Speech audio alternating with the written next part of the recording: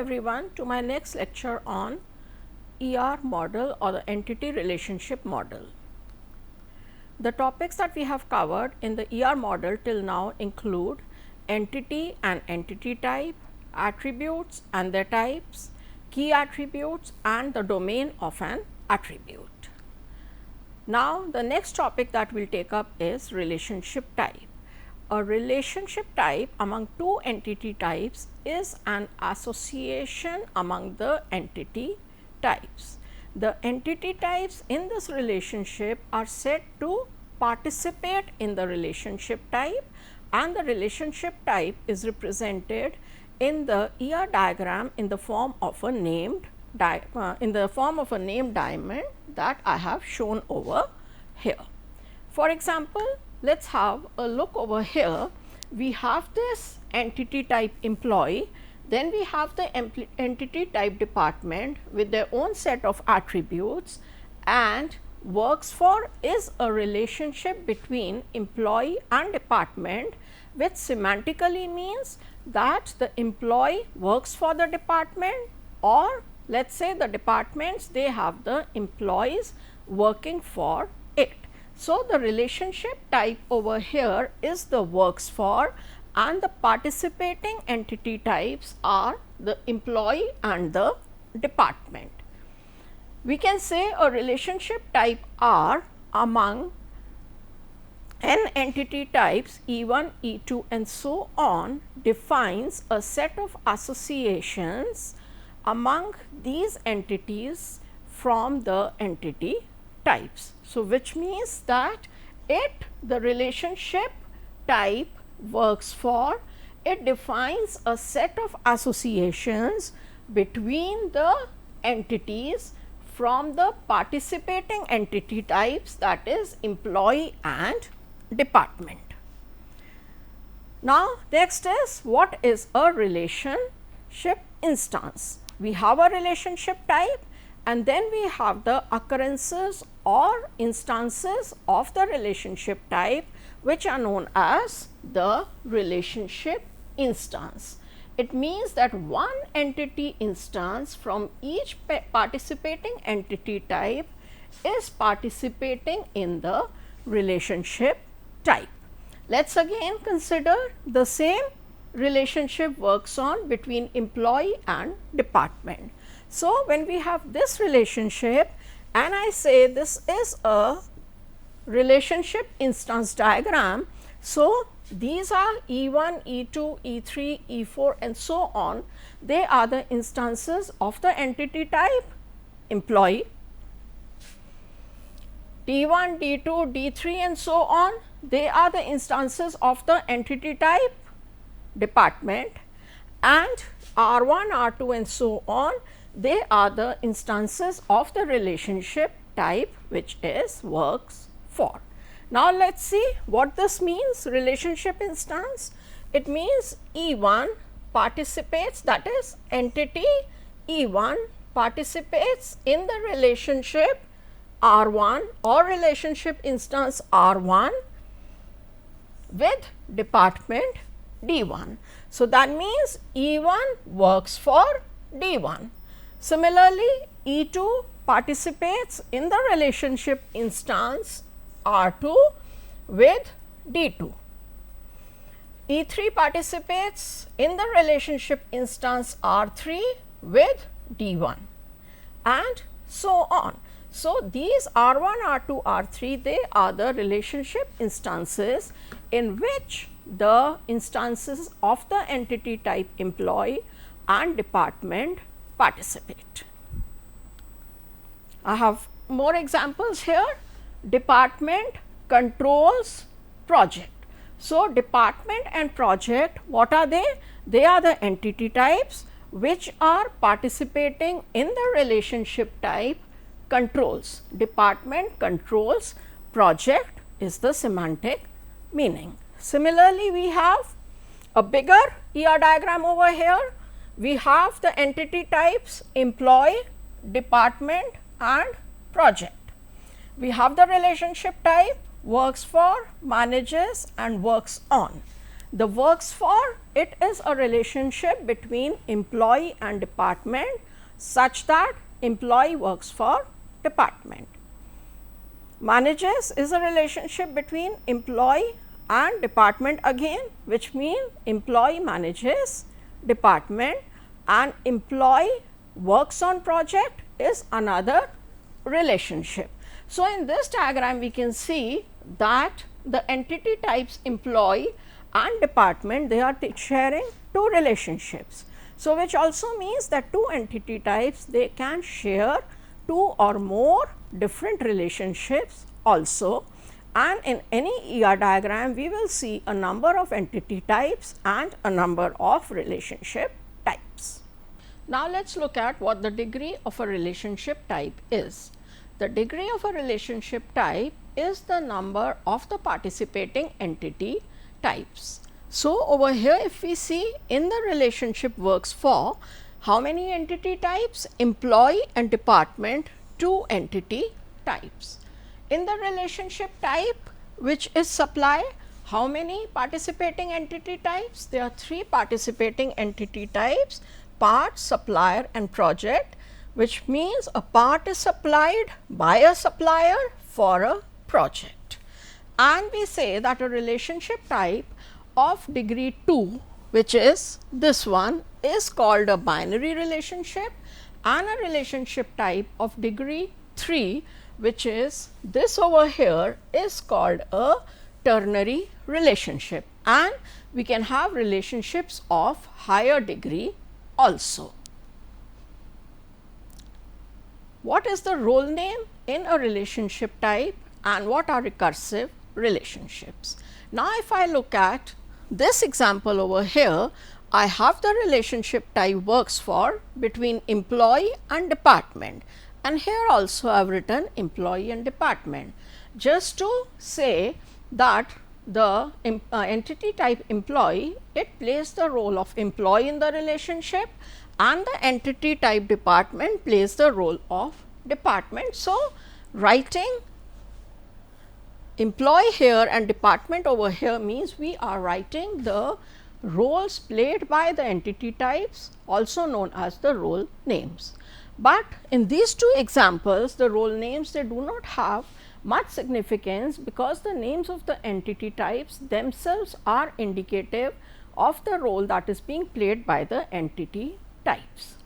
Let us look at another example over here, which is this example of the relationship supervision between employee. That means the only participating entity type over here is employee, which is participating in two roles, that of the supervisor and the supervisee, meaning that the employee can be a supervisor in the relationship.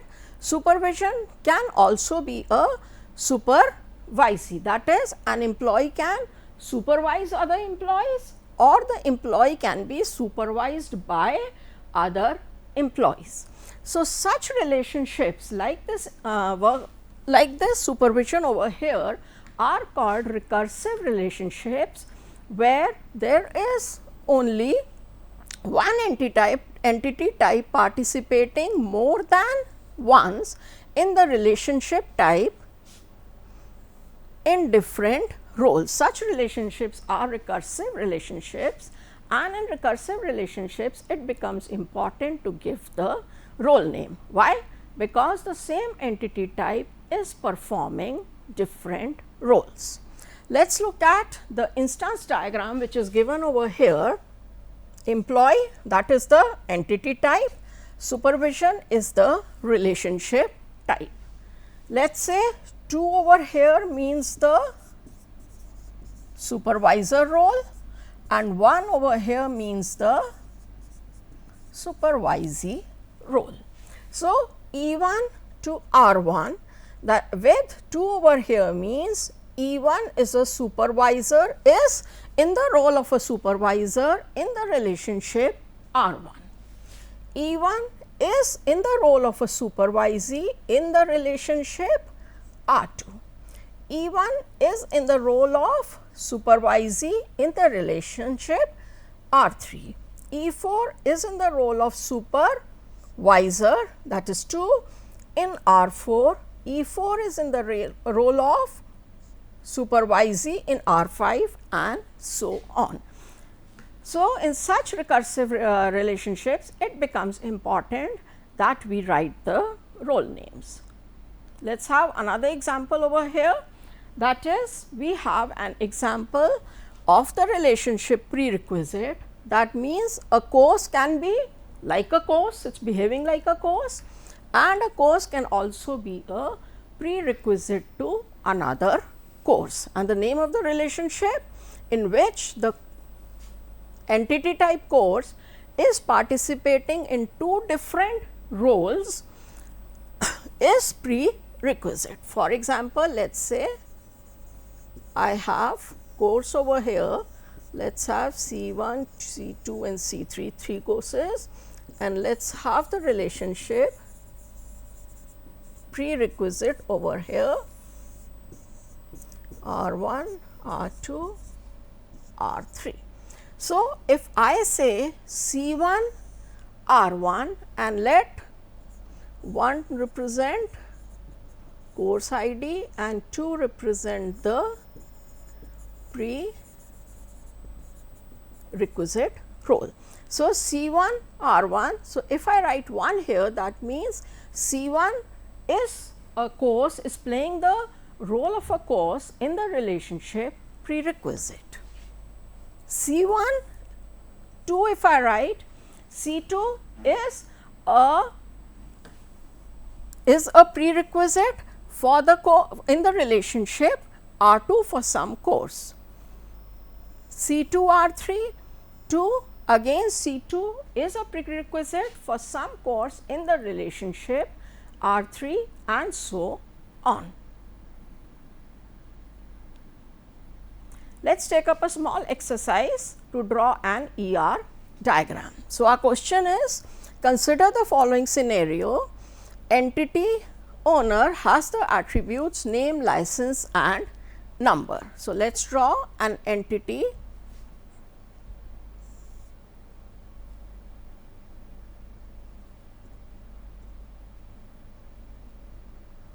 Let us draw an entity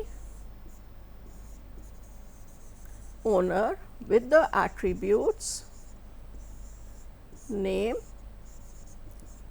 and license number. Entity car has the attributes registration number, color and model. So, we have another entity which is car, registration number, color and model. We may also select the key attributes, like draw the ER diagram to show that owner drives the car. That means the relationship type. Please remember, in an ER diagram, generally the entity types will be the nouns and the relationship types will be the verbs, that is doing some work. So, owner drives the car, this is the relationship that we have, drives over here, right. Extend the above ER diagram to show that the car is serviced by the service station. So, car is serviced by a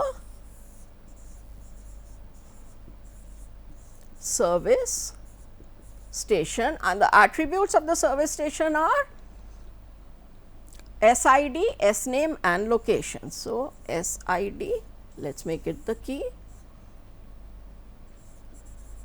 S name and S location. So, given a scenario or a set of statements, we can draw the ER diagram like this.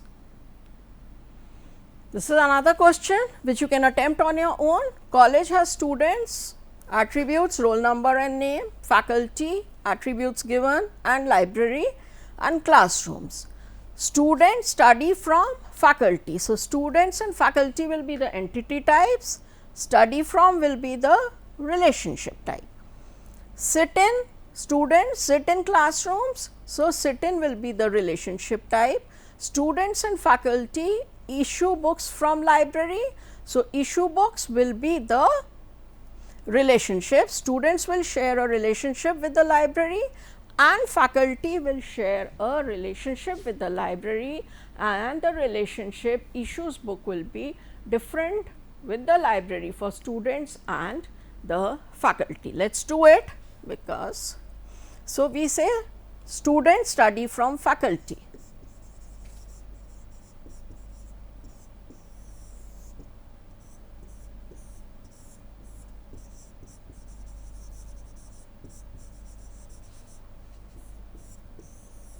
I am not showing the attributes which you can do. Students sit in classrooms. So, students sit in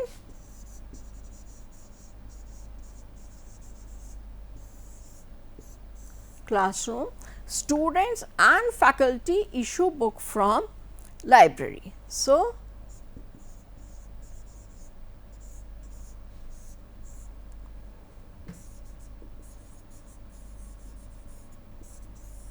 we say students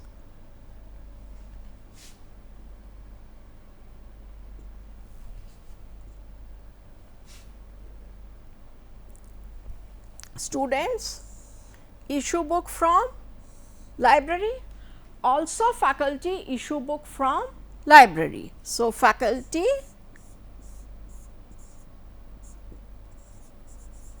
let us call it issue 1 book from library. Why I have shown two different relationship issue for student and library? Because further we will see that there will be some constraints on the relationship types, some set of rules that the various relationship types will have to follow, and it may be possible that the relationship issue between students and library follows some set of rules and the relationship issues 1 between faculty and library follows another set of rules. So, we will show them as two different relationships. Now, constraints on the relationship types. Constraint means some rules that we will apply to the relationship types, and the two types of constraints exist which are called the cardinality ratio and the participation constraint. Let us take up cardinality ratio first. Cardinality ratio means the maximum number of relationship instances that the entity can participate in. The maximum number of relationship instances that the entity can participate in. For example, if I say employee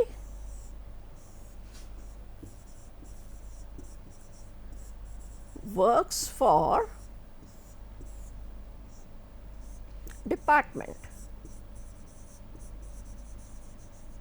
Okay.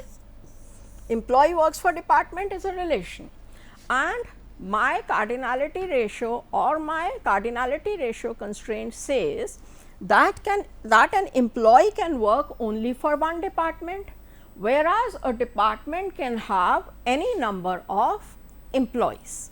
So, it means the employee can work only for one department. We will simply write 1 over here, which is read as employee works for one department, meaning that every entity or every employee in the entity type employee can work only for one department.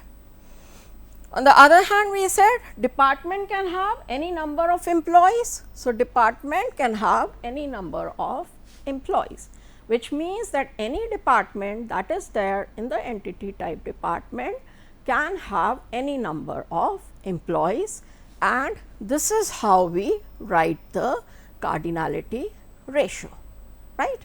I could have said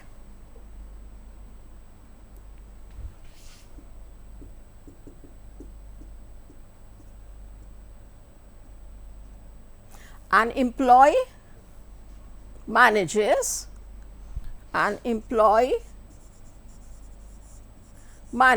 only one department, and a department can be managed by only 1 employee.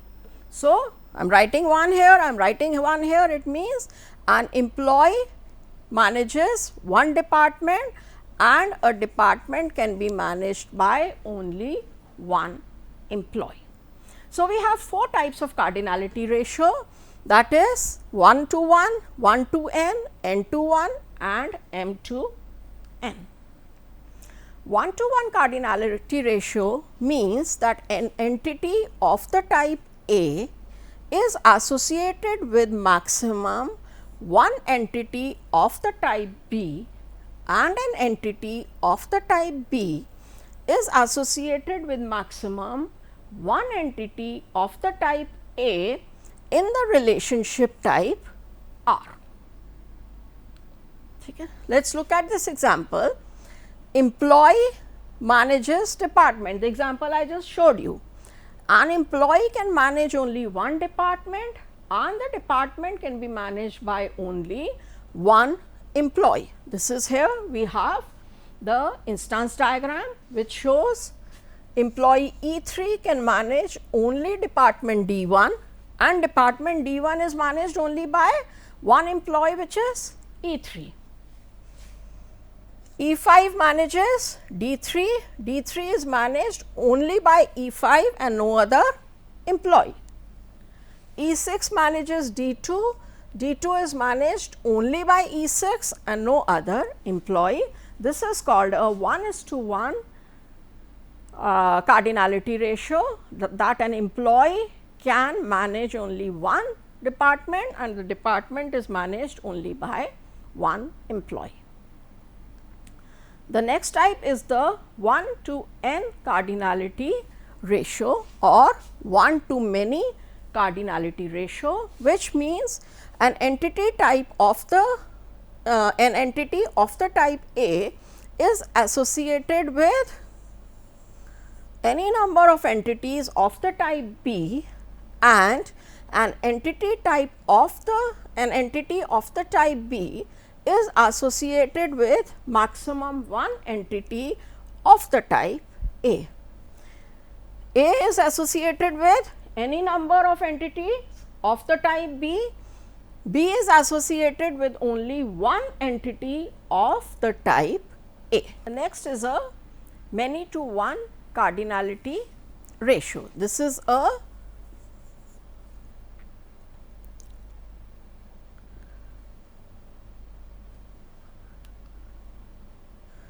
many to one cardinality ratio, that is A can be associated with only one entity type of B and B can be associated with any number of entities of the type A.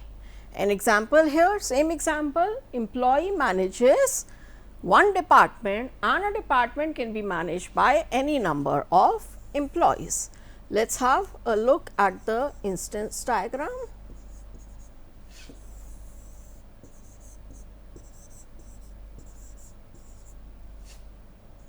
And this is the relation. So, an employee can manage only one department, E1 manages D1, E3 manages D2, but a department can be managed by any number of employees. So, that means a department can be managed by more than one employee.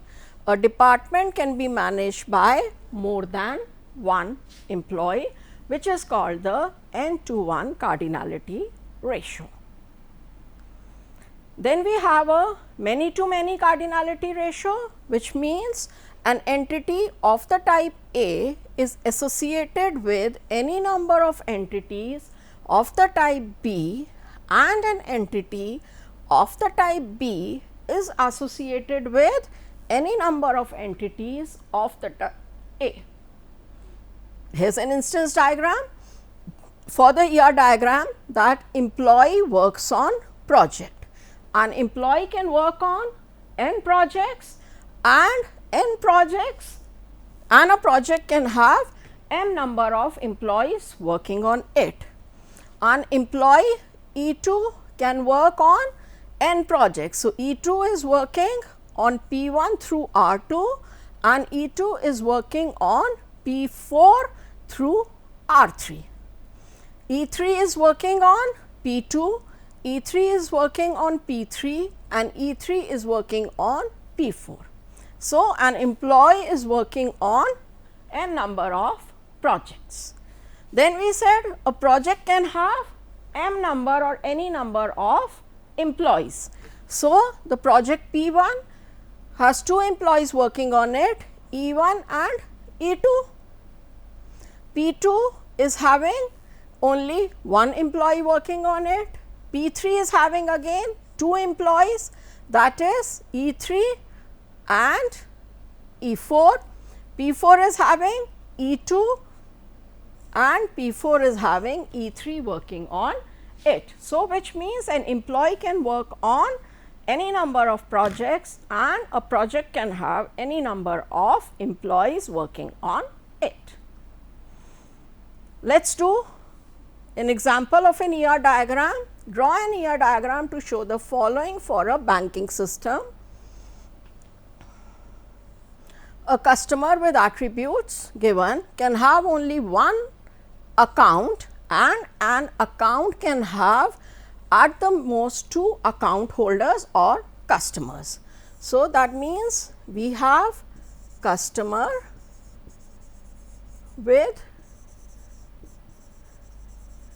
customer ID, let us make it the key attribute, and name. Then we have account,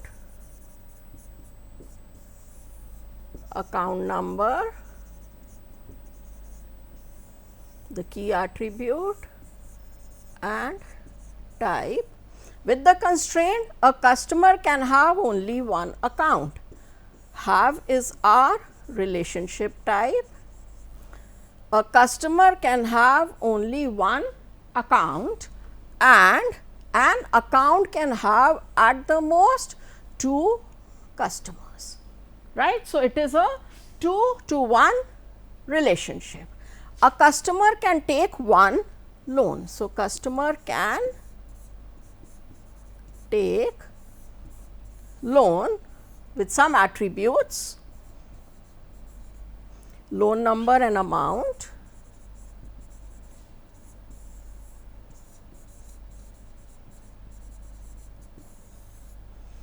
and a loan can be taken only by one customer. A customer can take only one loan and a loan can be taken only by one customer. So, it is a 1 to 1 cardinality ratio.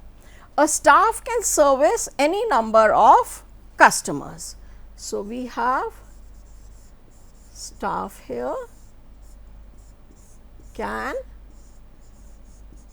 service, a staff can service any number of customers and a customer can be serviced by any number of staff.